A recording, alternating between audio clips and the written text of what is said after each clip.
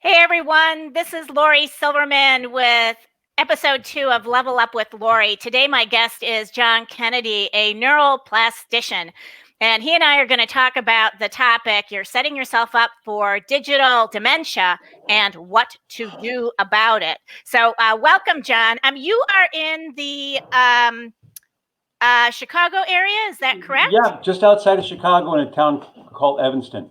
Just Oh, wonderful. Northwestern University. That's what it's famous for. And So, are you getting snow with all these big storms that are coming through? we had one the other day. In fact, it was kind of cool. We had a big windstorm, and we were right on the lake. So the highest waves recorded in like 30, 40 years. So waves were just crashing over. It was actually pretty. It was beautiful if you weren't, too close to it. Wow. But we've had a mild winter so far, which I'm grateful for. So, Yes, I um, can imagine. I grew up yeah. in the Midwest, so I know what it's like to have snowdrifts that go up to the roof of your Ah, house, and exactly. Right, right. right. I want to invite our folks who are watching us today to let us know, give us a shout out. I know Spencer has done that already. Let us know that you're with us. Introduce yourself. Tell us where you're from. Send us a high five so that we know that you're out there. This is your opportunity as I start to talk with John about his work to also ask some questions Mhm. of us. So where I kind of want to start with all of this is how I met you. So Right. yeah, because John and I were speaking in Chicago. I was keynoting, and he got the opportunity to hear me speak. And unfortunately, his talk was right after mine, and I did not get to hear him. And so I said, John, I have to have you as a guest on my show so that I can get the experience that everyone else Right. Right. You're at going the to conference. experience it today. So, Yeah, that's what you told me, that in just like what, a short period of time, you're going to be yes, able to help me like focus my attention, help me think yes. better. It's Um, amazing how fast our brains can work. That's right. That's right. Very cool. So maybe just to kind of get us started today, talk to us a little bit about like what was the impetus for doing this work, the experience itself. It's kind of funny. It's interesting. I'm just putting together a webinar for the largest brain rehab conference in the next couple of days, and so it kind of helped me go through where all the research came from and so forth. But what I realized is my ability to do this is really a very unique experience. If everything hadn't aligned exactly the way it did, we wouldn't be here today. Basically, my background was a process reengineering consultant. So I did really large projects for large companies. In fact, probably the largest one I managed was the entire Y2K transition, if you guys are old enough to remember Y2K, for a large division of Motorola. So lots of moving pieces, a deadline that wasn't going to move. So we rely on process. Process is the way that we can improve Mm-hmm. the performance of businesses. Anyway, so I was very happy doing that, loved doing that. The impetus really was my brother came back from Iraq. He was a master sergeant in Iraq, and he'd lost several of his men from IED Wow. attacks. IEDs, improvised explosive devices, those are the booby traps that kill most of our guys now. He said, he's my hero. He's my younger brother, but kind of one of my heroes. He goes, IEDs are killing us. Can you help? And I thought, wow, if there's some way that I could shift what I do from making businesses more money to helping saving lives, let's see what can happen. So I did a lot of research into IEDs. And as a result, I was invited to an event out of 29 Palms called IED Industry Days. Some of the Marines did every year. And 29 Palms is their latest training base. The Marines like training bases out in the middle of the desert so they can blow stuff Yep. up and not kill anybody, right? Yep. But it was a very amazing experience. So they invited all kinds of contractors. So Boeing, Honeywell, a lot of big guys, a lot of small guys like me, anyone who might be interested in trying to solve this problem. So they put us through a long weekend. They put us through all kinds of different training events, related to IEDs. But the thing that struck me was that our guides who led us through this event for the weekend were Marines who had survived IED blasts. And the consistent thing they said was, I started to go down this one street or this one alley or in this one building. Something told me something was wrong. And so I went a different way. And the guy behind me got blown up. So why, same demographic, same training, why is one person have better what we would call intuition and not only have the intuition but be able to act on it? And so what came to me, I remember shaking hands with the base general, Doug Stone, at the end. And I just kind of had this serendipitous vision almost of everything I'd ever done with process. If we could apply it to the brain and make the brain more efficient, like we do with organizations, then we could improve intuition because we're processing faster with more focus.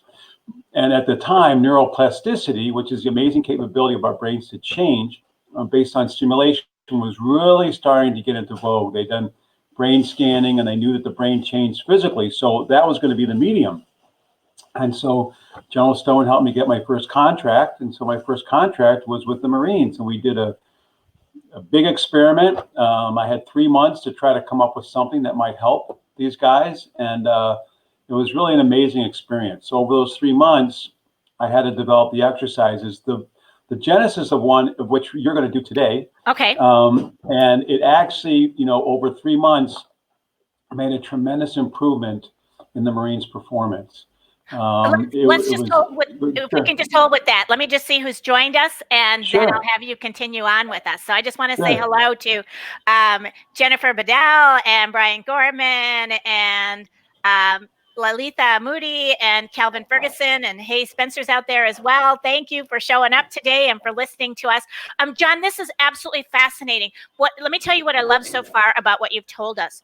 Okay. Number one is that you took it to heart what your brother was sharing with you, right? Yeah. I do believe that, and I've landed this way in the work I'm doing today. It's all very serendipitous, right? It's that one conversation, that one person who changes the course of our life. But then that you took the initiative. And I was actually working in the quality industry, so process engineering is near and dear to my heart too. But that you said, how does this apply to this up here? But not the rational thinking ways, it doesn't sound like, but more the how do we really strengthen our intuitive sense? Am I hearing you correctly? Yeah, and that comes from more efficient. So at the time, almost all of brain type research and development was all in the realm of psychology. And psychology deals with the mind, how you think about things. And again, through neuroplasticity, if you consciously try to change your behaviors, you can change your mind. So mental toughness coaches, they all very, very powerful. But we look at that as working on the operating system of the brain. And what we want to do is actually change the processor. So, when you get a new computer, everything runs faster, the operating system and all your different applications. And so the hypothesis was if we could make the brain more efficient and faster, then everything, so not only intuition would improve, but also your learning ability, your mood, your mind would also change because the operating system gets better. And so that first experiment, we didn't know what was going to happen at all. And again, everything kind of fell into place to make this happen. And it was actually under the auspices of the DOD.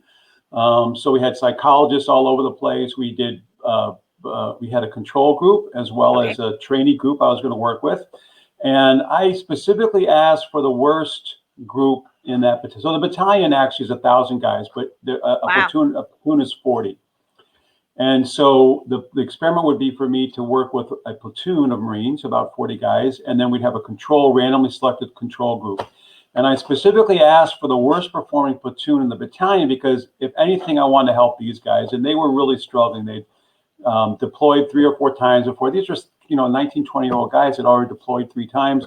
A lot of post-traumatic stress disorder, a lot of behavior issues. The staff sergeant one weekend, to me almost in tears and said, "These guys are going to ruin my career every weekend." My CO was kicking my butt because these guys are getting in trouble. 3 guys tried suicide, a lot of psychological issues, and they were the lowest performing platoon in the battalion as far as their pre-deployment training. So, but I love it. I embedded with these guys for 3 months, so it was the most amazing experience for me. So when you share some dirt out in the middle of the desert with someone, you kind of develop a bonding. We went through 3 weeks where there was no hot water. And so, anyway, it was a great bonding experience for me. And some of those guys are still close friends of mine. But during those 3 months, I had to develop the different exercises to target the processes that are critical to executive function, because executive function is our ability to make decisions at its core. How do we make Okay. decisions? And so 3 months later, we retook, so we did a cognitive skills, like an IQ test before and after, Okay. significantly higher for the guys I worked with. But more importantly, because as one of the Marine commanders said, he said, I don't care what the numbers say, these guys better perform better or you're out of here. They were the best performing platoon in the battalion by then. And when they went through their final pre-deployment training back in California, the instructor said it was the best performance he'd ever seen by a platoon. Wow. Wow. So So they literally kind of came from the bottom to being the best of the best, even exactly. literally within a period of 90 days Yeah. by doing. Now, these exercises, I just want to, if you and I have had a brief conversation about this before, these are exercises that you've developed, correct? Yes. They did not exist beforehand. Well, And some were actually, so one of the exercises we worked, the one we mostly do, we developed, but there's another one, or actually a couple we use that are actually puzzle type games that you can get anywhere, but what makes it different is the way we use them.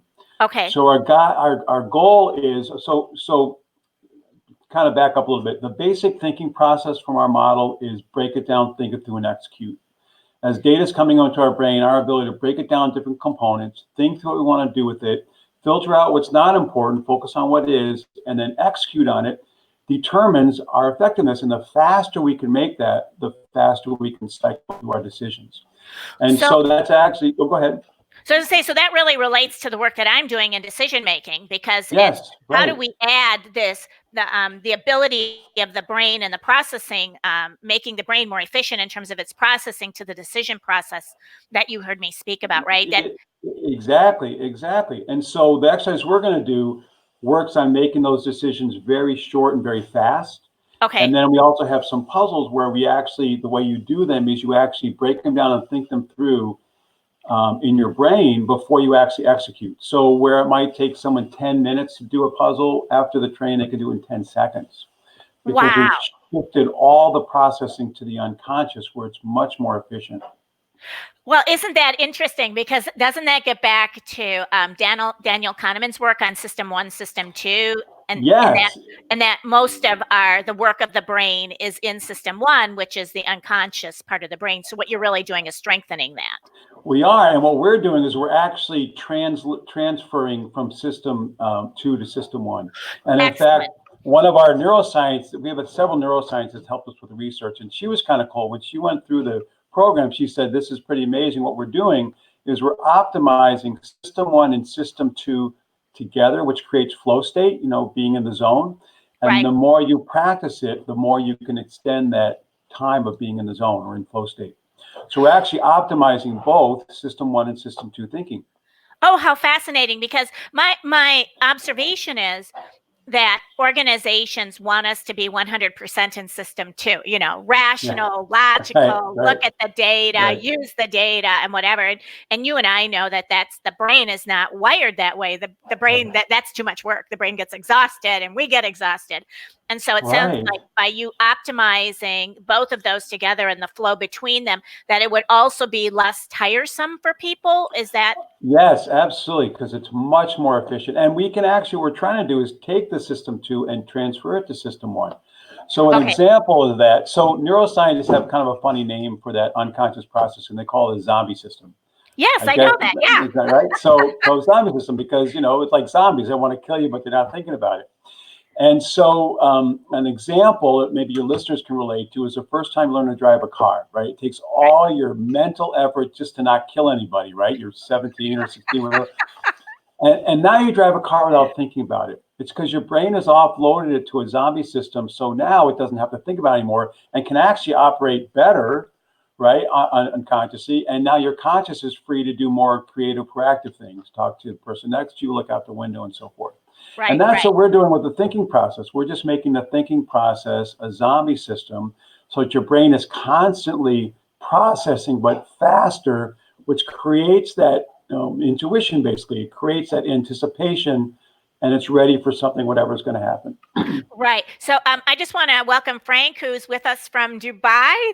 Welcome Nice. today. Yeah, isn't that great? Yeah. And I just want to encourage our audience members, if you have questions for John as we're going through this, please let us know. We're on a bit of a delay, which means that they're seeing us a few seconds later than you and I are transmitting. But if there are questions that'll come through, I will stop us.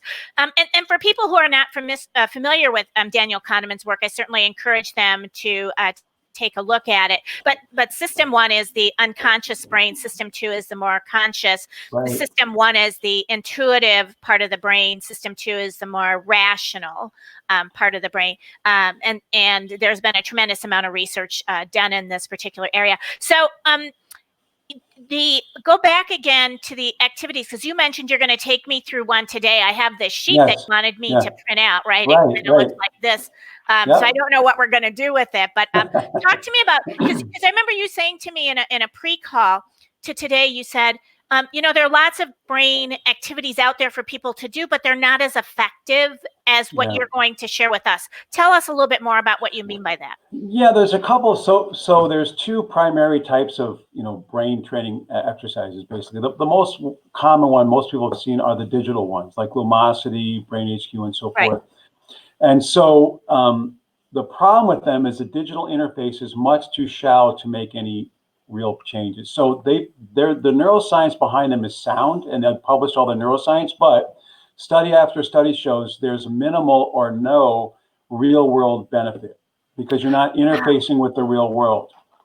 Now the other kind, so we call that differentiation between digital and analog, right? Analog is when we use real world connections, digital is when we're looking at a screen. Now the other type are things like Sudoku and crosswords, and those can work the brain, but it's very slow. As a friend of mine said, this program is like 300 years of Sudoku in 10 minutes. Wow! Because we're making the brain make so many decisions so fast. Now, it's interesting getting to the digital, because one of the things we were going to talk about is digital dementia. Right. So hold for that. Can we hold for that thought for just one second? Sure, I do have a question from Brian Gorman here. If I can, I want to see if I can look at all of it. He says, is your work exclusively with the enteric brain, or does it also move to cardiac and enteric brains? So ours is we take a functional approach. So what we're doing is, and the cool thing is our brains will rewire around damage. So when we do this, we're engaging all parts of brain simultaneously, which is why it's so powerful. So all 4 lobes, both hemispheres, memory, all are engaged simultaneously, and the brain, neurons that fire together wire together. So all those connections become faster. So I'm not sure if that answers his question. It's not so much about the brain as far as physical, it's more about the functional things that the brain does. Interesting. So I don't know if our audience is seeing this as well. I'm having a little bit of I think we're having an interface problem in terms of I'm not seeing you as clearly. I don't know if you have other screens open on your computer that you can close. No, it's just this. This is all I have. Okay. So I can see you. Okay. Well, I don't know if we want to see you too. So do you want to take me through this activity? Sure. And then we can absolutely. Okay. Yeah, and I'll explain what we're doing. So basically what Lori has in front of her is just a page full of arrows, simple arrows. Right. The reason we use arrows, and actually there is some very early research in this done by a man in Australia named Dennis Jenkins, who was an educator, and he started doing he's actually created a framework of cognitive skills that we kind of apply to what we're doing here. So what we're going to do is we're going to have you do something very, very simple. There's a saying back in the application development world, which is the simplicity of the interface is indirectly proportional to the complexity to make it that way. So we're going to have a very, very simple interface. I work with 4-year-old kids and 5-year-old adults as well, the same interface. But there's a lot of work that's going on in your brain to allow you to process these symbols, all of which you're not going to be aware of. It's a lot of work going on. So we use an arrow because an arrow is the simplest symbol that requires a decision. When you look at an arrow, typically it's pointing up, down, left, or right, and you have 4 different colors. So you have 2 different colors you can make from the same symbol. Okay. So if you look in the arrow in the upper left-hand corner, what color is it? Upper left, it's red. And what direction is it pointing? It's pointing to my right. Good. So you pass the first test. Yay! You have a brain. We can proceed. But so that's not hard, right? But in order to do that, you had to use that break it down, think it through, and execute process. You had to look at all the arrows on there. You had to break them all down, look at the one I was specific on. You had to focus on that one arrow, and you had to think through either color or direction, and you had to execute on what you thought through, because execution is key, right? So that was the first part. Now, what we're going to do now is we're going to get a baseline. I always start with a baseline. Okay. And I'm going to ask you, let me just get my timer up here. I'm going to ask you to read off all the arrows on the page, only the directions, left to right, like you're reading a book, and only follow with your eyes. Don't use a pen or a finger. Every arrow, and you want me to read it to myself? No, read them out loud. So every arrow on this page. Exactly. So the first four would be left, right, down, up. Right. So left, right, down, up. Or right. Up. I'm sorry. Right. Yes. Yeah. It's left, right, down. So hold on one sec. I'm going to time you. That's going to be our baseline. Okay. Okay. All right. Go ahead and start. Okay. Right, left, down, up, right, down, right, up, down, left, down, right, down, up, right, down, right, up, left, down, right, up, right, down, left, up, down, up, right, up, right, up, right, up, down, left, down, down, up, right, up, right, left, down, up, down, right, up, down, up, right, down, left, down, right, down, right, up, left, right, down, left, up, right, up, right, up, left, down, up, or yes, down, up, down, left, up, right, down, up, right, left, down, down. Okay, very good. So you just made 128 decisions in about a minute and 2 seconds. Okay, so which is more in conscious decisions. But I don't know if you noticed, but I could hear, and your listeners could probably hear, after a while, you started saying more in a group, right? In the beginning, it was one arrow at a time. And then after a while, you might say 3 or 4 in a row. And that's what we want, because you're training your brain to look ahead. That's what our term is, cognitively primed anticipation, which is really what intuition is. So we're training your brain to look ahead, group larger chunks of information, and then execute. Great. So that's your baseline. So let's do some training now. Fold the page in half vertically so there's only 4 across.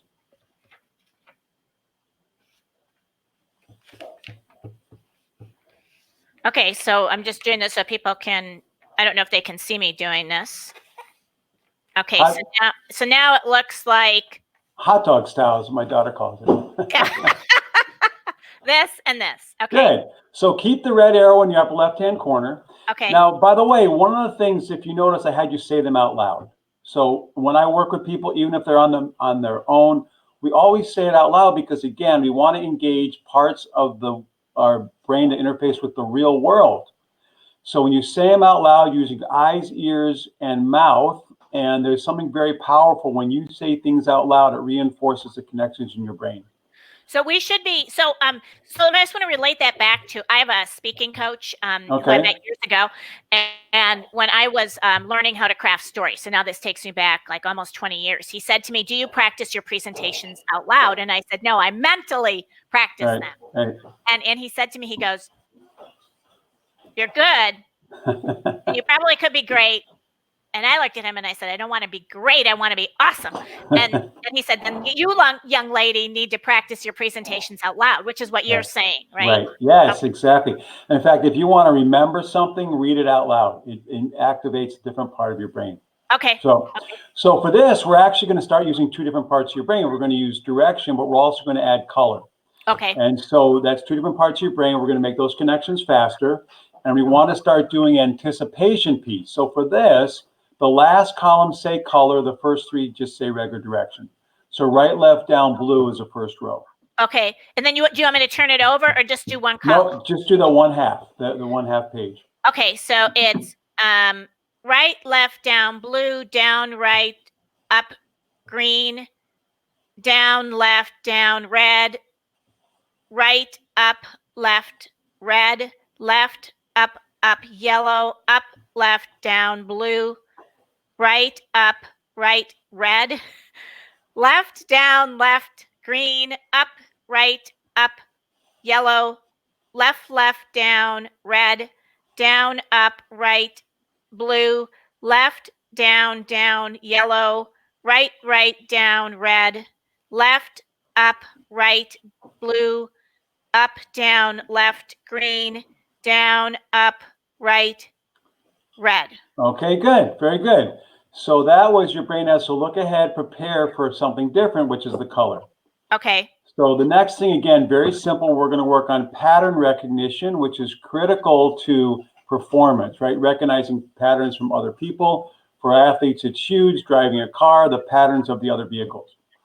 So this is just going to be direction, color, direction, color. Okay. So right, yellow, down, blue is the first row. Okay. Right, yellow, down, blue, down, red, up, green, down, yellow, down, red, right, blue, left, red, left, green, up, yellow, down, blue, right, green, right, red, left, blue, left, green, up, yellow, left, red, down, green, right, blue, left, blue, down, yellow, right, yellow, down, red, left, green, right, blue, up, green, left, green, down, green, right, red. Okay, good. I'm exhausted. Yes, it's harder. It's harder because it requires focus to do that, right? If you make a mistake. Now, here's why this program is so powerful. All we're doing is giving a brain very simple things to do, silly arrows. But in order to do that, you had to focus. So this is huge for people with ADHD, people with dyslexia. A lot of people with those issues, this improves focus tremendously very quickly. Okay. So the next one, we're just going to work on working memory. That's keeping things in your short-term memory and then executing on it. So for that, just go down and translate the colors to fruit. So red is apple, yellow is banana, green is lime, and blue is blueberry. And just say the fruit. Apple, banana, lime, blueberry is the first row. Oh my gosh. Apple, banana, lime, blueberry, lime, apple, lime, blueberry, banana, lime, apple, blueberry, banana, red was apple. Apple, A banana, lime, blueberry, banana, blueberry, banana, lime, blueberry, apple, lime, apple, banana, blueberry, banana, lime, banana, blueberry, banana, apple, lime, apple, blueberry, lime, banana, blueberry, blueberry, lime, banana, apple, banana, blueberry, apple, lime, banana, blueberry, lime, apple, lime, blueberry, lime, banana, apple. Okay, good, good. So now a few more will be done. For this one, we're going to actually go back and go, instead of the last column being color, we're going to have it be the fruit. So direction, direction, direction, fruit. We're combining. Okay. All right. So direction, fruit. So be right, left, down, blueberry, down, right, up, lime, down, left, down, apple, right, up, left, apple, left, up, banana, up, left, down, blueberry, right, up, right, apple, left, down, lime, up, right, up, banana, left, left, down, apple, down, up, right, blueberry, left, down, down, banana, right, right, down, apple, left, up, right, blueberry, up, down, left, lime, down, up, right, apple. And just Okay. for people, if anybody has joined us, this is the sheet that I'm reading off of. It has two sides. I'm doing an exercise with John. So what we did there is we combined the remembering the fruit with the anticipation right to the end. Now, what you might start to notice is in the beginning, you were kind of really smooth, right? So what happens is you start thinking about it consciously, you transfer it to the unconscious. That's where flow state comes in. And then typically what will happen is your brain will try to reassert itself. It'll say, hey, I'm doing pretty good here, or what's going on next week. And then you go back to the system two thinking. So, but also what we noticed was that was actually smoother than when the color was at the end, because you have to look ahead. Your brain has to do a calculation from color to fruit. So it doesn't have time to think about the regular directions anymore. Okay. So let's do this now. So let's open the page up all the way. And what we're going to do now is we're just going to go direction, direction, direction, fruit, direction, direction, direction, fruit. Okay. Right, left, down, blueberry, up, right, up, banana, down, right, up, lime, left, left, down, apple, down, left, down, apple, down, up, right, blueberry, right, up, left, apple, left, down, down, banana, left, up, banana, right, right, down, apple, up, left, down, blueberry, left, up, right, blueberry, right, up, right, apple, up, down, left, lime, left, down, left, down, left, lime, down, up, right, apple, up, right, up, banana, right, left, down, blueberry, right, right, down, apple, down, right, up, lime, down, up, right, blueberry, down, left, down, apple, right, down, down, banana, right, up, left, apple, right, right, down, apple, left, up,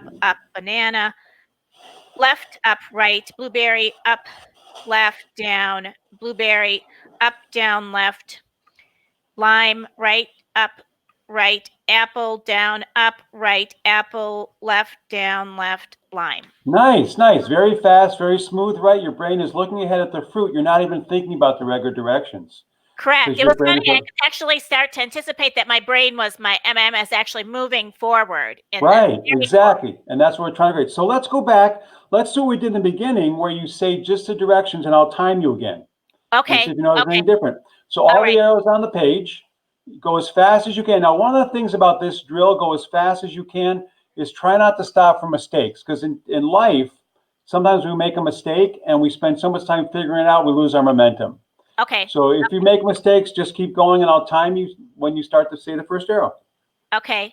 Right, left, down, up, right, down, right, up, down, left, down, left, down, right, down, up, right, up, left, down, right, left, up, right, down, left, up, down, up, left, up, right, up, up, down, right, left, up, left, down, down, up, right, left, down, up, down, or right, left, down, right, up, down, up, right, down, left, right, down, right, up, left, right, down, left, up, right, left, up, right, up, left, down, up, down, left, up, right, down, up, right, left, down, left, down.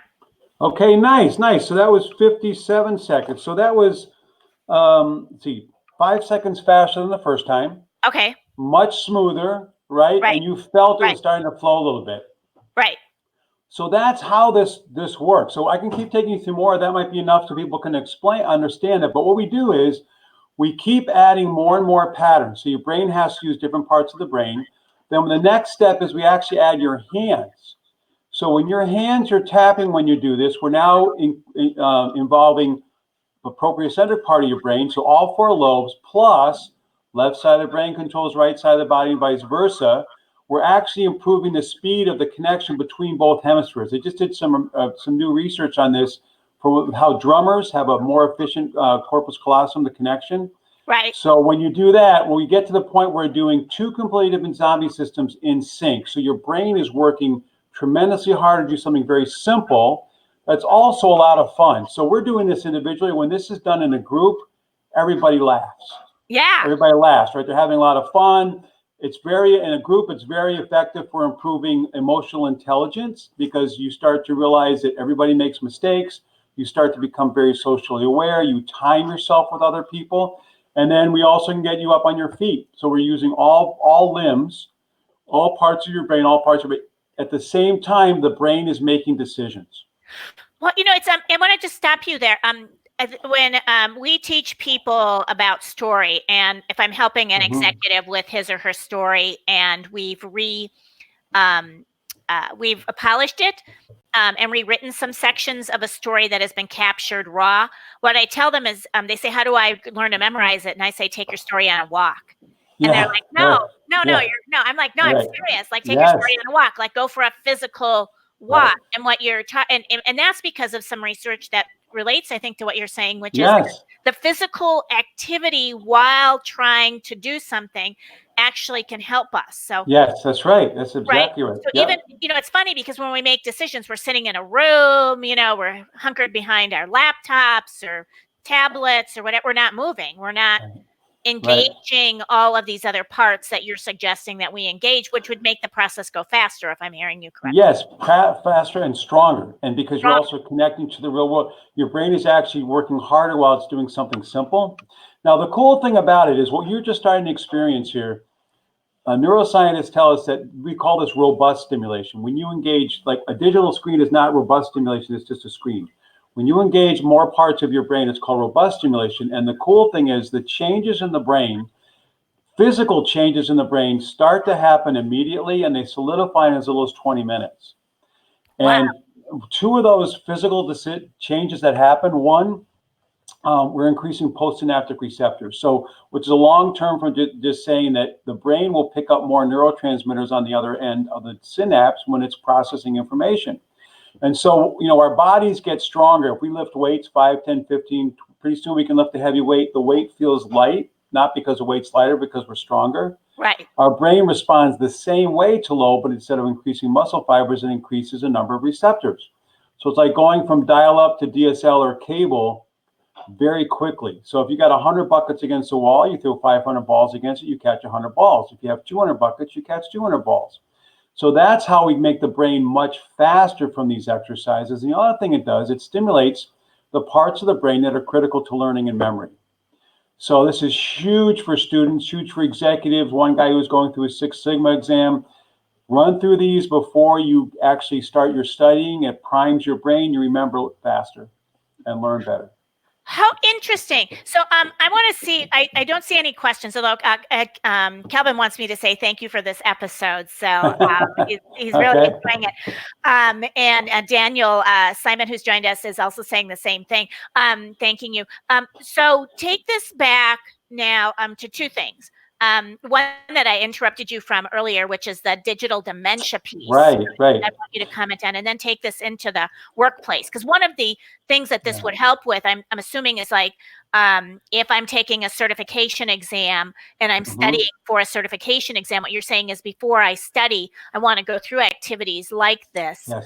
And am I okay with making this sheet available to people? You can. I mean, it's just basically a piece of arrows on paper. You certainly can. It's kind of like dumbbells, though. You go to the gym and you say, "Hey, look at those dumbbells. They're gonna transform your life."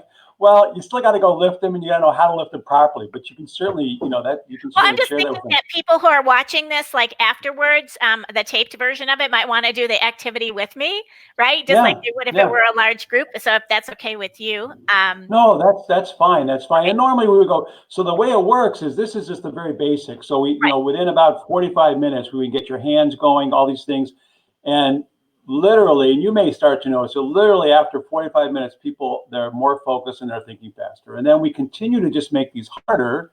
We have 3 or 4 different types of arrows that we use.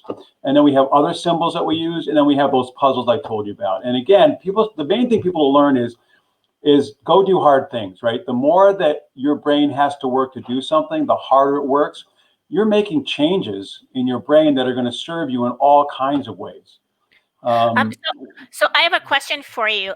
Kelvin wanted to know, he said, have you looked into making this a learning tool for adapting an additional language? Well, so when the Marines were going through, they were trying to learn Pashto and Arabic when we were going through this. And so what we did is we would actually put in words from those languages into this. So they were repeating.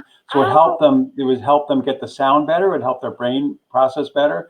And so it definitely helped them learn their languages faster. So this could be translated to any language. Right. But but I think that what you're also saying, if I go back before, the question I just asked you is that this is something just like exercising or doing weightlifting that you have to do on a regular basis to strengthen the brain's ability to, to focus, to remember, and that it's not just a one-time sort of thing. And that we did, I think this activity was maybe 15 minutes in length, class time in this video, but that over the course of 45 minutes that you can start to give people more difficult activities, which then really do allow them, if they repeat them daily, I'm assuming, just like anything else. So there's a couple ways. Well, actually, it's interesting in that 45 minutes, in about 25 minutes in, we get to a point where it's very difficult and they get through it fine. And I always say, hey, if we'd started with that when you all would have left, right? I'll say, yeah, because there's no way they could have done it when we started, but with, each time is a little bit progressive resistance harder. And so the way that most people do this is if they're on their own, they'll just practice it on their own. So, and I try to get them to run through, there's a special one, it's like a 2-minute neural primer, like anytime during the day. But then there's also the harder variations, which work different parts of the brain. They can try to do that once a day. But it's actually more fun to do with someone else. So I work with a lot of sales teams, executive teams, sports teams. We're trained a college hockey team recently. And when you do it with someone else, it's a lot more fun. It improves teamwork because you have to anticipate where everybody else is at the same time. And it actually makes you more efficient. So business teams, what they'll do is they'll start every meeting with 5 to 10 minutes of this. Wow. And so it's really powerful, right? Because what happens typically in meetings, people show up, they're thinking about what they did the night before, they're thinking about everything. So, and then it takes a while to get the meetings going, but you start with 5 minutes of this, everybody's engaged, they're laughing, they're having fun, they're focused, and the meetings get done much faster and more efficiently, and everybody has a better time.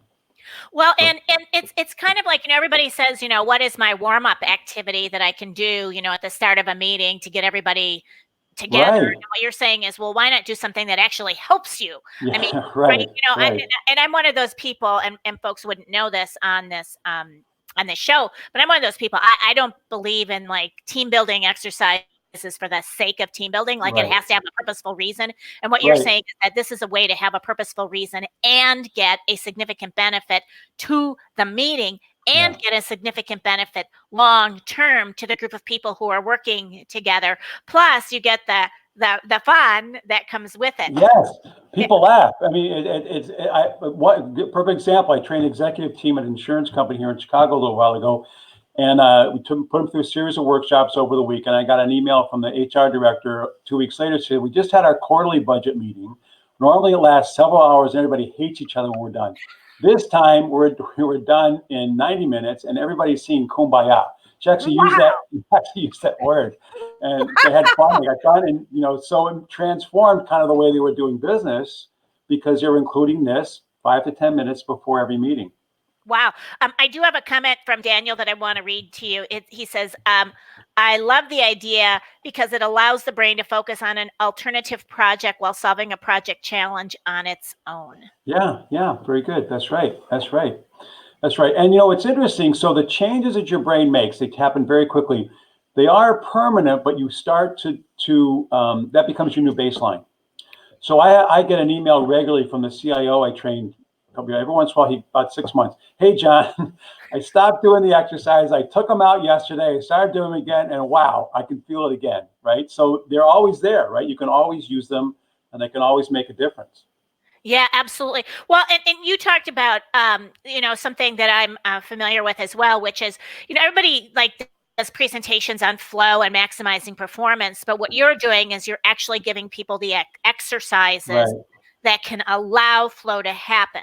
So it's Yeah. more than just talking about it, it's actually doing it. Exactly. Right? Exactly. Or Yeah. strengthening that capacity or capability. And then it's no longer a kind of one of those fuzzy woo-woo sorts of terms, right? Right. That Right. sometimes people think Right. about, but it's Right. it's something that has solid business value and a return on investment, given your example, Yeah, of the vegetables.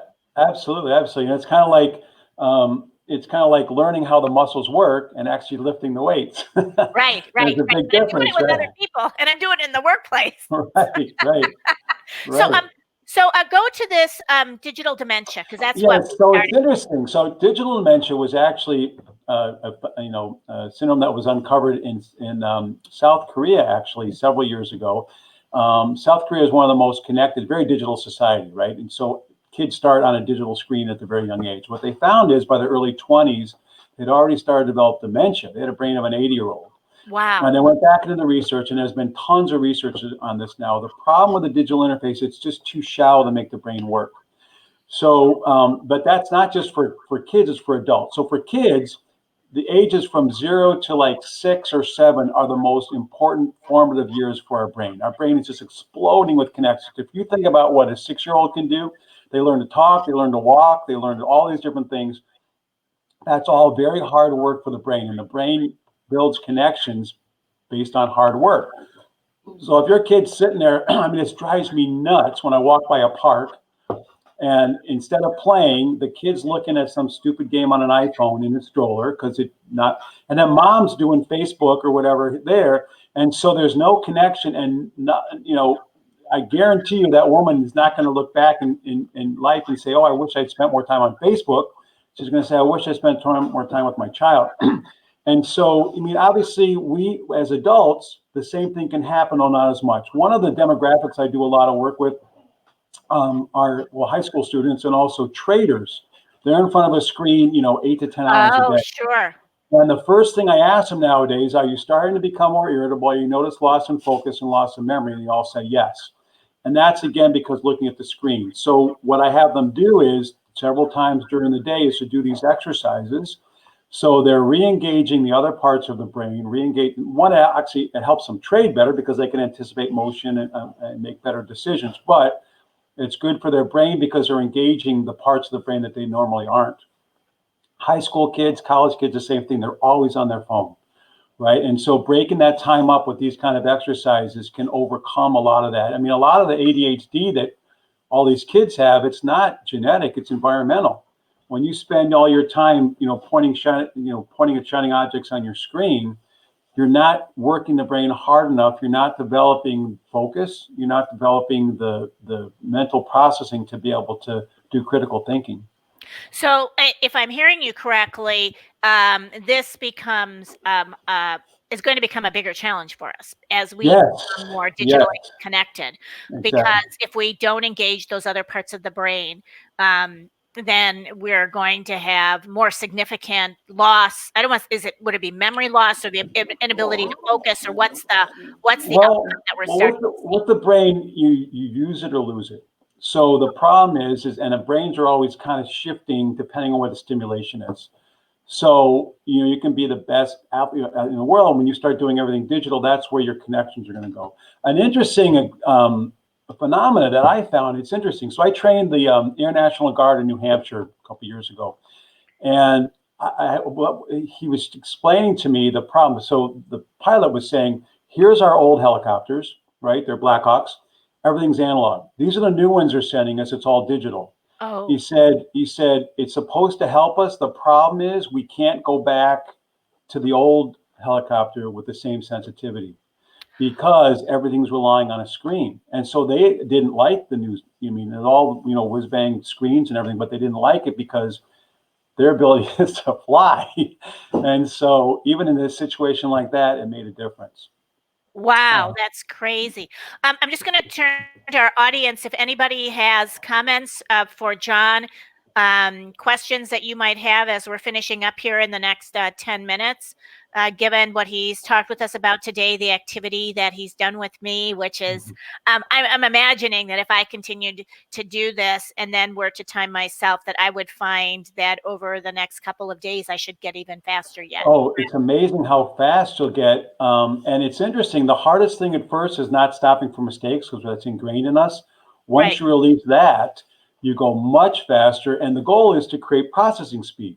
It's like a Marine marksman instructor told me, so we can train speed and we can train accuracy, and eventually they come together.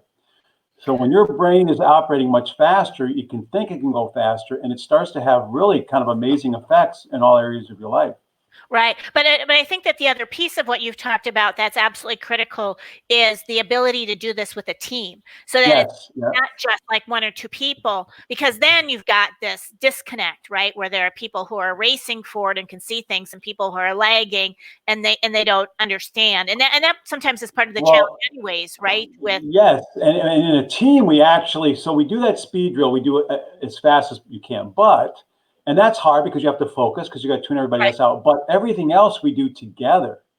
So the team, it's huge for teamwork, right? So that means someone's a little bit faster has to go slower. Someone slower has to go faster.